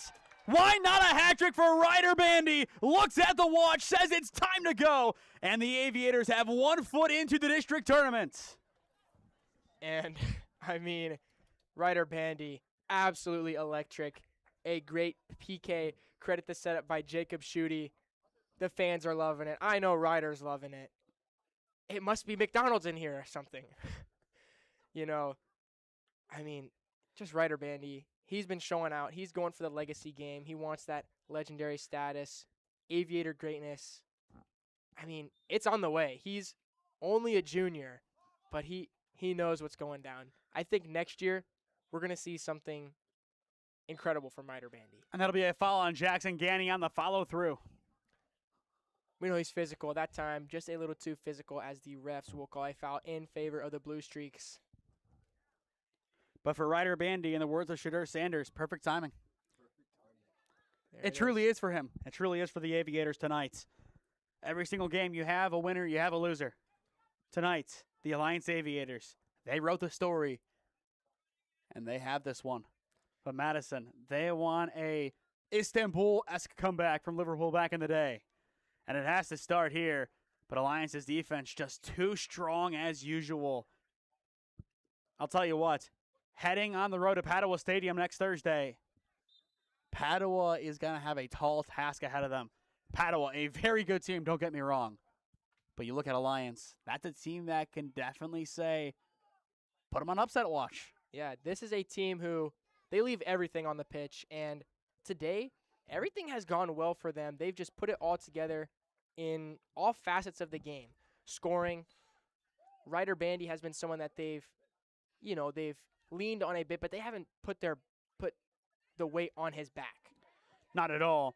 And they are not done. They want more here on the near side for the Aviators. It is Sander Kern squaring it. It is going to be a shot, and Taylor's attempt goes wide.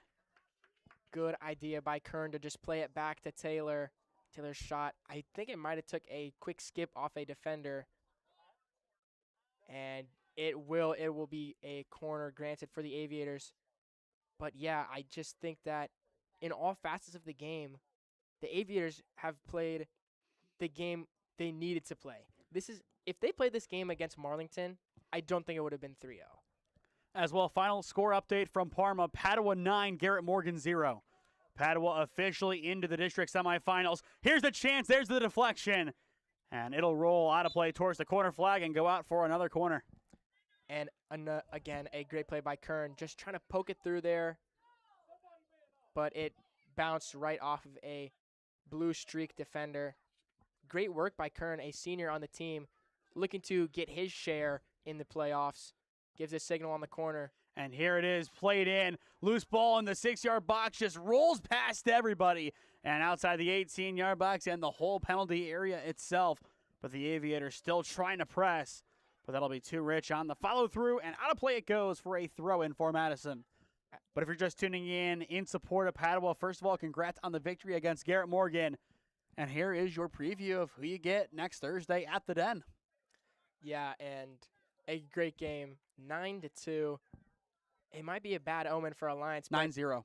9-0. I misread the score, but again, that might be a bad omen for Alliance. But the way they're playing, they have to have their heads held high going into the next week. There's only about 16 minutes left in this game. The Aviators, as I've said, have just played well in all facets of the game.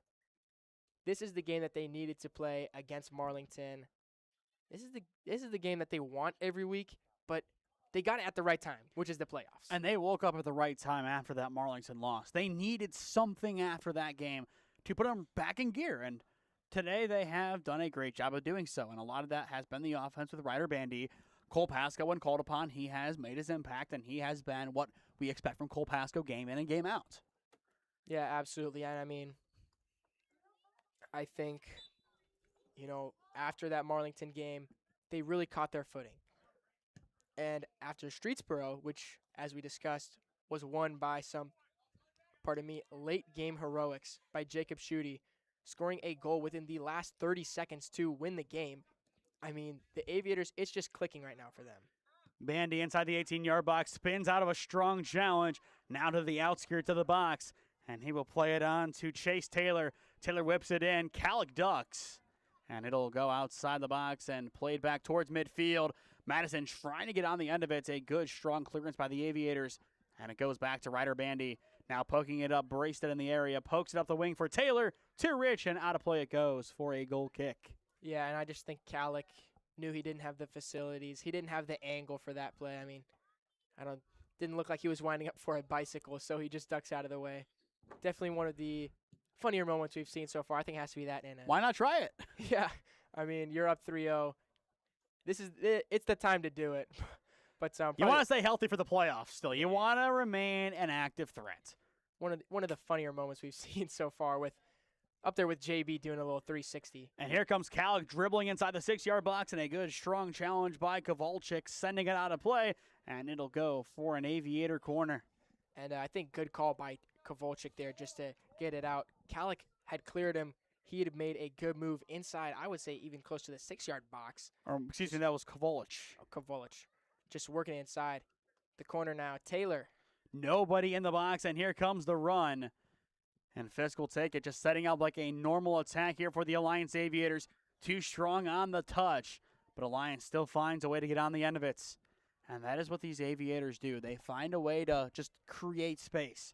And Madison did that early. They did a great job forcing some mistakes and getting some opportunities. But the moment that Ryder Bandy made it 1-0, this game flipped, and there was no flipping it back. And the Aviators, again, like you said, have just done such a great job getting out of these sticky situations and turning it into, great moments. The first one, a corner that Ryder Bandy took the distance. I mean, literally the whole length of the field. And another loose ball, this one going towards Jackson Braisted, but picked up again by Hull. And that was a great pass inside to JB, just a little bit too much as Hull was there to get it. But again, the first goal coming from Ryder Bandy off of a Blue Streak corner. The second goal as well from Ryder Bandy. What a turn by Jackson Braisted. Try squaring it, loose ball in the box. And they need a clearance, and there it is. Once again, the ball just froze it in time. Yeah, but what a turn by JB. I mean, able to spin around, open it up, and just deflected by the Blue Streaks. Not willing to let that one turn into anything, and that'll be a corner for the Aviators. And Taylor just let that one happen. I mean, lost possession and said, you know what? If you're going to play around, I'll let your tomfoolery happen. Yeah. And that is exactly what happened. Alliance, they pretty much have this one in the bag, but they want as much insurance as possible here. They want to make sure and then some in this matchup. It's the playoffs, so why not? Maybe get someone else involved in the scoring, as Ryder Bandy has another good cross in from the corner. Fisk tried getting ahead on it, but not enough on the direction. And here comes the counter for the Madison Blue Streaks. They need this one desperately. But yet again, the Aviators' defense too strong. But it'll be a foul, and I think that is a okay foul to surrender at this point of the game. You're up by 3. You don't let Madison do anything too silly. And from there you work. You just can't get too many cards. You can't have another Parker Wood situation where somebody is suspended for the district semifinal at Padua. Yeah, and that's the one thing that I think we didn't talk about going into the game against Padua. Alliance will actually be gaining a player and one of the best players on their team at that in Parker Woods. And I mean, that addition in its own right is big. We talk about his experience. Last year, a key figure in Marlington's 1-0 victory against Louisville at home in the district semis. Obviously, Lake Catholic, a ferocious team at the time, and still a very ferocious team. But you look at how they played last year. Padua was a better version on paper because, well, they took the conference away from the Cougars. And we will see Lake Catholic's football team on Friday as they take on Holy Name. Coach Marty Gibbons, once again, having a great squad. It doesn't matter who was on the field for them. I mean, a couple years ago, they made the Final Four during COVID, I believe, making the state championship game. Marty has a great squad all the time, and I'm looking forward to seeing what Lake Catholic can produce this year, albeit without Nemo. Or there is Cruz Nemo, but not Cross Nemo, the D1 commits. No Trinetti. A lot of those big guys gone. Madison getting aggressive here. Pasco goes up and makes the catch. And I know it doesn't look super impressive on paper, but in my mind, Cole Pasco in the cold, you can't feel your hands jumping up making a catch like that. Cold Pasco. Cold Pasco. Yeah. I mean, there's Cole Palmer, so I mean, I guess it counts. Yeah, I mean, just being able to make that play in the cold, in the elements, great play by Cole Pasco. He's been absolutely locked down so far, playing a great game. Everyone for the Aviators has been playing a great game. And now looking at the temperature again, it has gotten colder. Yeah, 51 degrees right now. Yeah, my watch says 51 as well. It's definitely a little chilly, and there's not even a hint of sunlight. I would hope not at 8:30 at night in October. I would hope not. Alliance trying to battle in good defense again by the Blue Streaks, with the Aviators able to take a pivotal turn, still bodying their way in. Hall picks it up, and he will help out the Aviator, who went down a good sign of sportsmanship. That's the legacy you want to leave. Wins, stats, they're important. But being just a good person and being a good sport, that matters a lot more. Yeah, shout out to Hull for just helping up D'Lo there. And if I'd like to roll back to the sunset comment, or the sun comment, listen, guys, I heard some chuckles from DC. My point is just making the fact that the sun gives off heat. Now that the sun is gone, there's less heat, okay? You guys are making me look like a fool. Oh, JB gets pushed over. And now another chance, a good back heel. Here's the long shot, bouncing now to the near side. The Aviators want therefore the chance to poke it in. Hall saves it the first time. There is the clearance. Nicely done by the Blue Streak defense. But still a dangerous threat. Bandy plays it to D'Angelo Fisk. Hall able to scoop it up. And you can tell the cold is getting to him, but he is still energized. And he knows he needs to speed things up for the Blue Streaks here. Yeah, Hall was unable to secure both of those balls, just letting them fall down to the turf. And if anyone was inside there, able to make a play on those, that would have been an easy tap-in for the Aviators. Luckily for the Blue Streaks, no one was. I mean, that could have been bad for them. But I think Hall, he's awake now. And like you said, he's energized. He knows that the Blue Streaks need to push it if they want to get on the board. And assuming Marlington won, I think next Thursday that'll be our game. We could always go up to Padua. I mean, that's a long drive, but we always could do it. We'll see. I mean, we're making that drive the next day for the backyard brawl, or not backyard brawl, wrong rivalry. Parma Holy War, Holy Name Padua, so we'll see. We'll see about that one. I'm not really too keen to make that drive up 2 days, but you know what? Going to Brooklyn for one of them is fine. And a nice through ball all the way up the pitch. Fisk unable to get on the end of it as a Blue Streak goes down, and it is going to be Dewey keeping it in play towards the corner flag. And he will look to clear or set up the offense for Madison. But right back to the Aviators it goes. Just a pass directly to Alliance. And there is the clearance by Sawarski. Yeah, that went straight to Jacob Schutte. And that original lead pass far up to D'Lo. I believe that was Jackson Brasted. But again, on the other side of the field, it's a little hard to tell from down here. But still a good opportunity for them, again, to put up 4 on the scoreless Blue Streaks. 3. A 4th. I meant a 4th. It would have been an opportunity to put up a 4th. I heard 4, not 4th. Apologies, but I mean, Bandy had a great game today, and there's still time for a 4th for him even. Yeah. I mean, as it sits now with about 6 minutes left, 3-0 Aviators. And a ball going right across the face of goal, another dangerous one, and it'll be a goal kick, but as we see a whole battery of changes here. We have 8 days in between games. Too much time? It's hard to tell, but I think with, the fall sports season coming to a close, you're in the playoffs for football, you're in the playoffs for soccer. I think it's a little fitting to slow things down before basketball season. Obviously, football wrapping up as basketball season does start. Alliance hoping to be without some of their star players for that Northwest game on December 2nd, and then from there, I believe, Salem on the 5th. But you never know. It just depends on how the cookie crumbles, and if things go the way that they look to be going, for the first time in program history, Alliance will host a playoff game, and we will be live streaming that game, and that'll be a fun one. I mean, what a night that is going to be. A historic night, not only for us here at SmeeSports, as that'll be our first playoff football game on the channel, but also first home playoff game in program history for the Alliance Aviators, who, back in the day, won a state title. Yeah, and that is the 1950s, and so they didn't really keep track of that stuff. There was Len Dawson around that time. Come on now. I'm saying there's no OHSAA and things of that I'll give you nature, that. But since 2000, the Aviators have only been to the playoffs a handful of times, and with the new format, they are now able to host their first ever playoff game, like you said. And not to cut you off, it's Caden Calick on the near side trying to find some space with that cross from Kern going behind and out of play for a goal kick.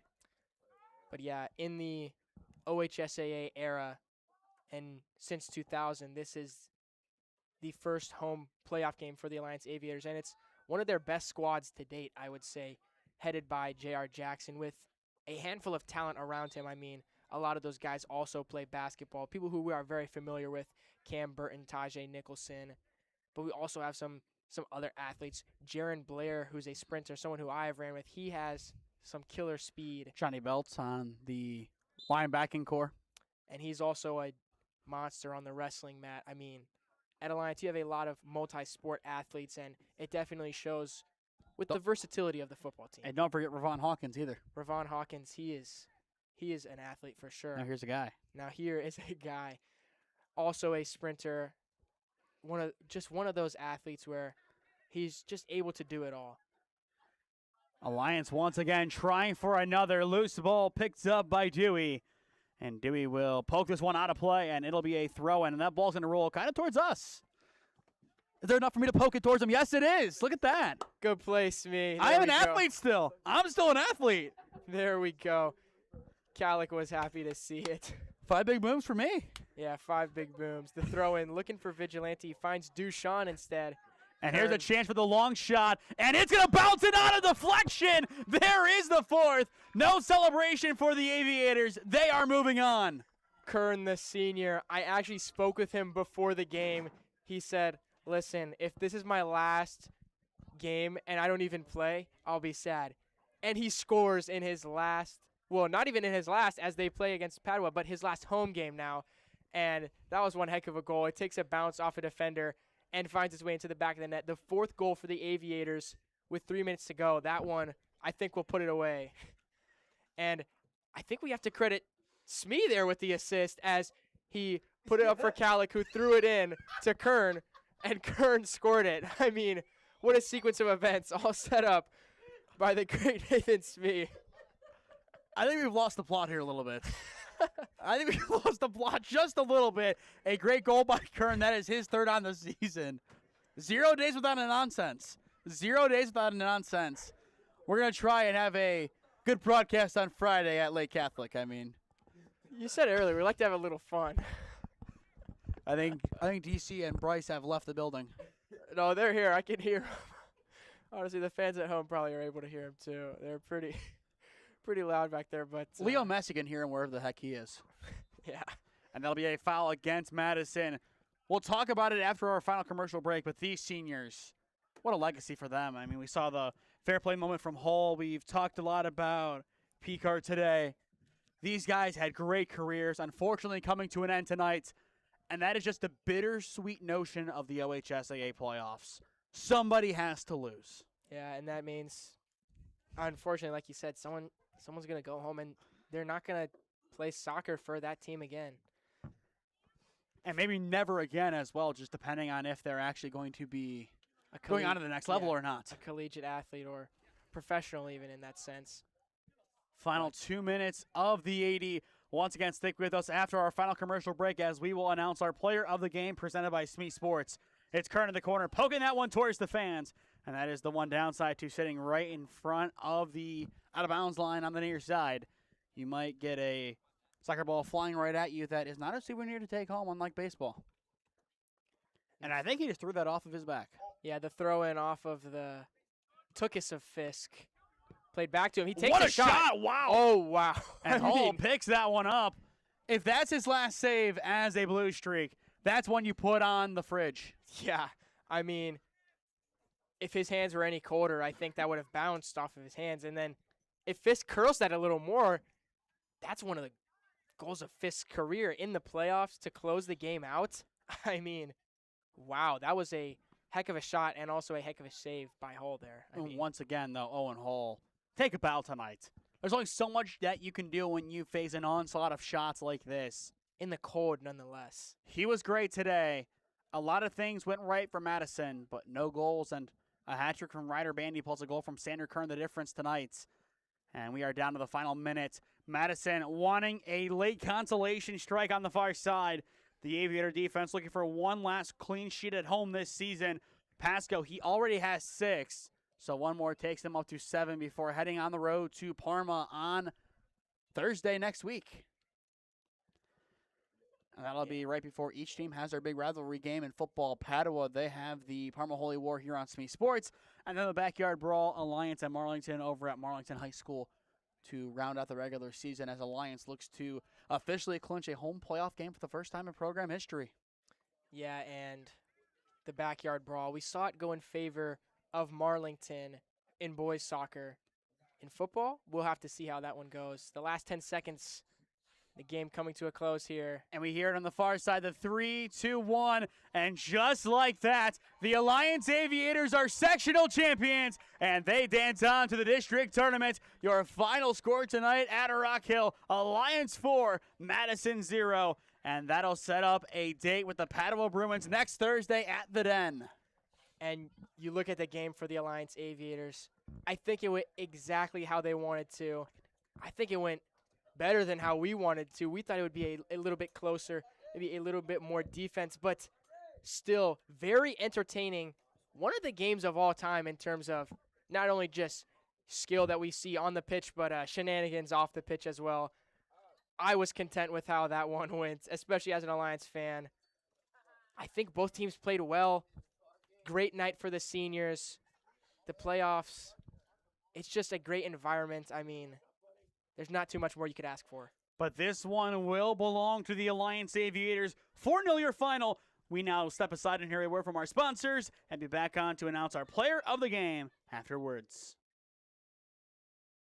With 8 years of real estate experience and deep roots in Alliance, Heather Prince is more than just your local realtor. She's a proud graduate of Alliance High School and the University of Mount Union. She is also a lifelong supporter of her community. As a dedicated Homes for Heroes affiliate, Heather is honored to give back to those who serve. Teachers, healthcare professionals, firefighters, and EMTs, along with law enforcement who buy or sell a home with Heather, will receive a special reward check after closing. A heartfelt thank you for their service. Local, loyal, here for our heroes. Thinking of making a move? Contact Heather today. Heather Prince with Howard Hanna Real Estate Services, your hometown real estate experts.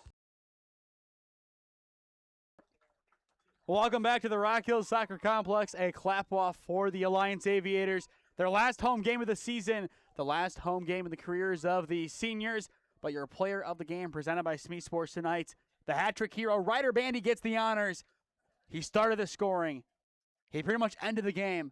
And then Sander Kern, he had the exclamation point to make it 4-0 by the end.